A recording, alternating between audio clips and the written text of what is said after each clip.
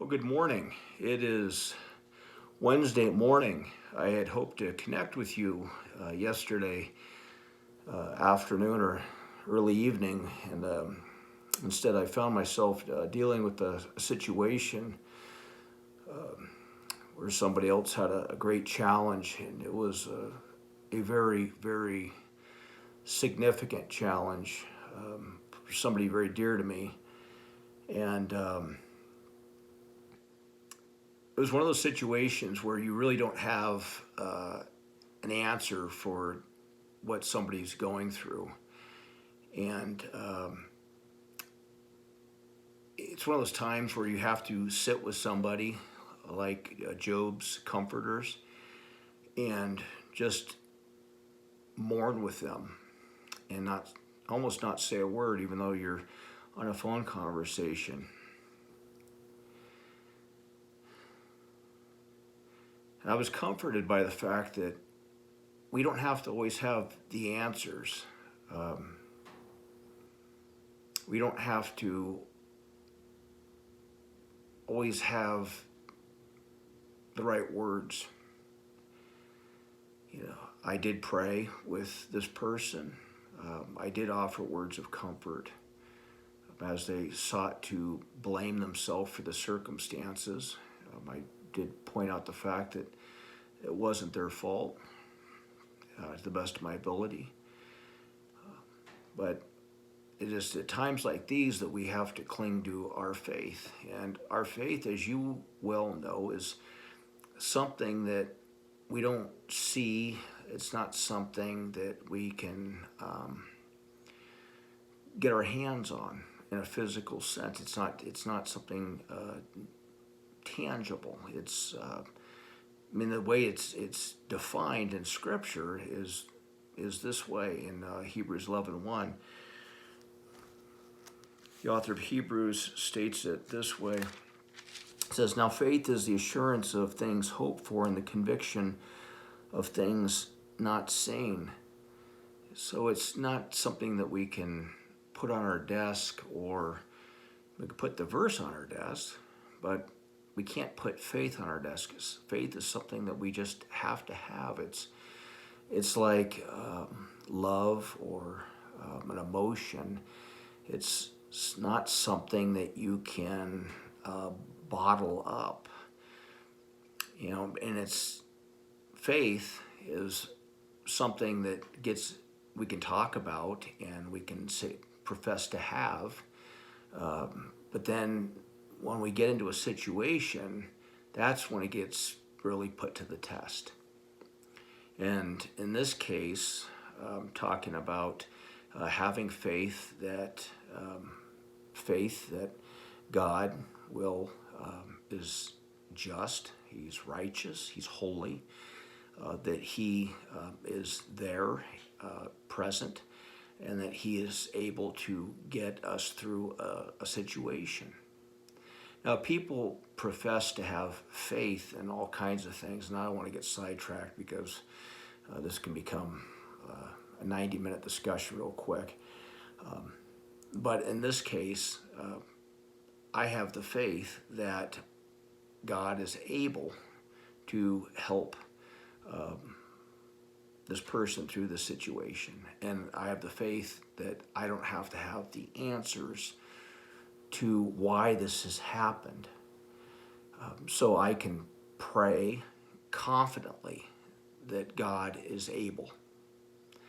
And right now, we're in a situation right now. We're all in this same situation. This is a unique time in the sense that we're dealing with this worldwide situation that we're all being affected by.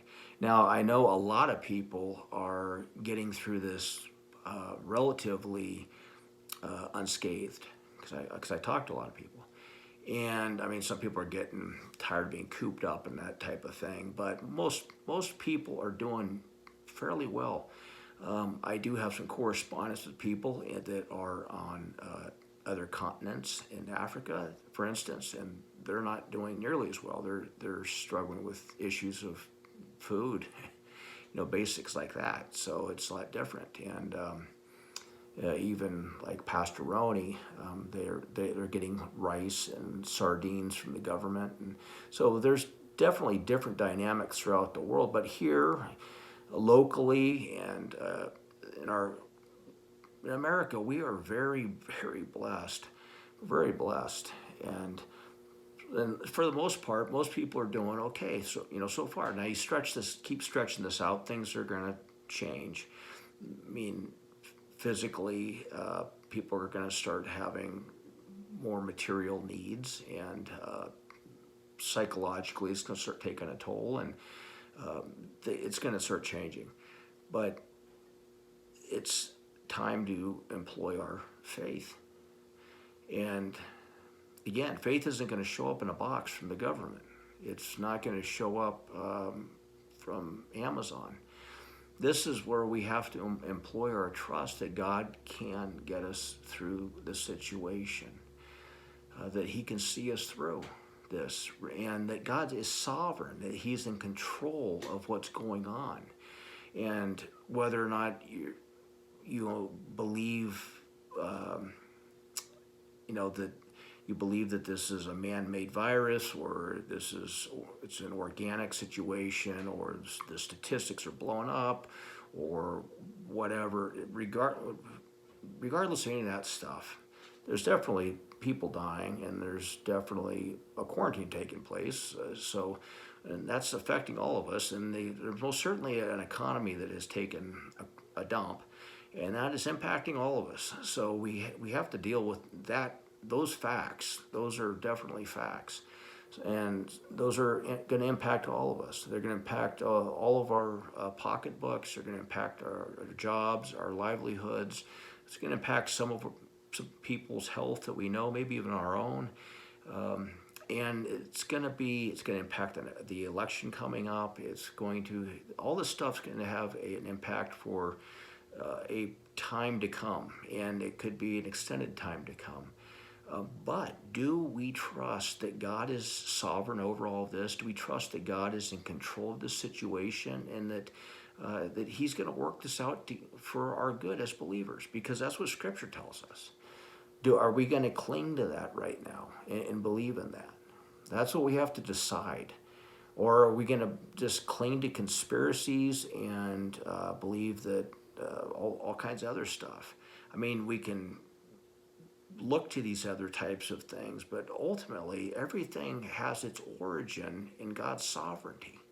And that's what is most important right now, and our faith needs to be rooted in that God is sovereign over these circumstances, and that God's doing something through this. And what I like to look at right now is, how's God using this? How can I be profiting during this time? For me and my home, we're trying to make the most of this time, and that's not putting our feet up and watching Netflix. I've been working more during this time than I was before, been exercising more than I was before, reading more than was before, trying to seize this time, because things are going to kick back up and get crazy again, where there's going to be a lot of distractions and not able to do those things here, just in a few weeks probably. So, how can we use this time for God's glory, and how can we be trusting in Him now and in the weeks and months and maybe year or years to come as a result of this? Because no matter what, God has not lost control of the situation. Satan did not sneak one past God on this.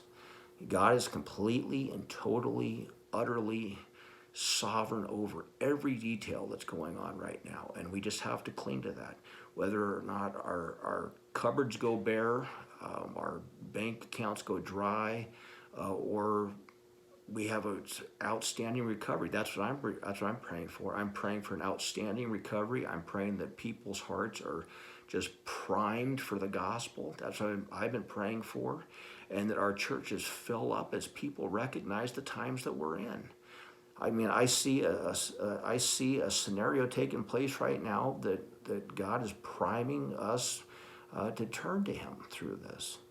And so I'd urge you to be praying about those types of things too, and pray that you're turning to Him. I mean, I hope and pray that you're finding more time each day to be in the Word and in prayer and serving other people and reaching out to other people and using this time like in a way that you're not going to be able to when things return to somewhat normal here in the next few weeks or months to come.